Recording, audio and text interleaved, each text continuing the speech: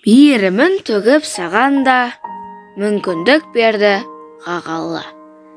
Денсаулық пенен уақытты берген ғой тегін адамға. Неге біз ұмытып кете береміз? Денсаулық пенен уақыттың қадірін білмей келеміз.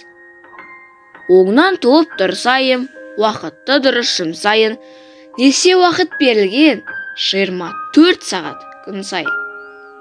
Осы бір мысал жетпей ме? Ойыңа әсер етпей ме? Бір күннің 8 сағаты ұйқымен сонда өтпей ме? 8 сағат не тегі? Дейсің бе уақыт жетеді? 12 айдың 4 айы ұйқымен сонда өтеді.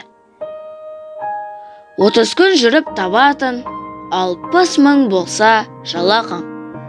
Жұмыста өтер сол үшін 240 сағатын.